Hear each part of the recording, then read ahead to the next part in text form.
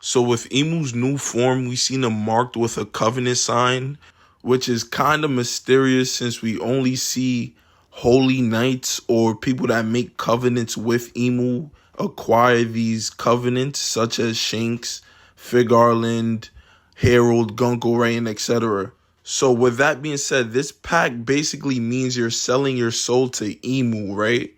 But why would Emu have a pact on him if he's the one they're selling their soul to, right? So this is where this theory gets crazy, right? So stay with me. So what if this covenant we see on Emu is really someone he used to control and is now using their body as a vessel, right? Kind of like what Orochimaru does in Naruto, right? This could explain the many different forms we see him in throughout the whole show. And also, the person he could be controlling looks Lunarian, right? We see his first two forms are Lunarian-like.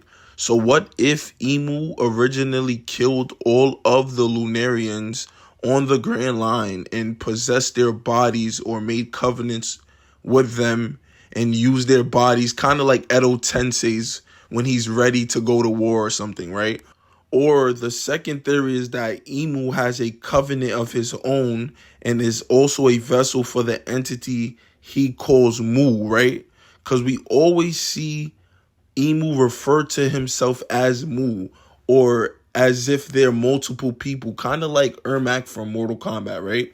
So what if Nerona Emu was a Lunarian and ate the devil's fruit and got possessed by Mu? It could explain why he always refers to himself as Mu instead of Emu, right? And this kind of makes sense since we see Zoan fruits being able to possess the body of the user, right?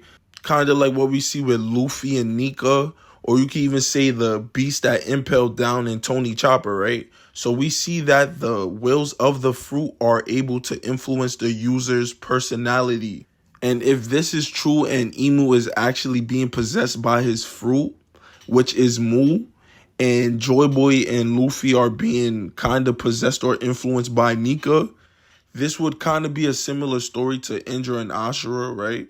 Kind of a spiritual conflict between good and evil, where these fights kind of take on new form through these devil fruits until one has dominion over the other. So if you like this analysis, like and follow, let me know your thoughts in the comments, and yeah, peace.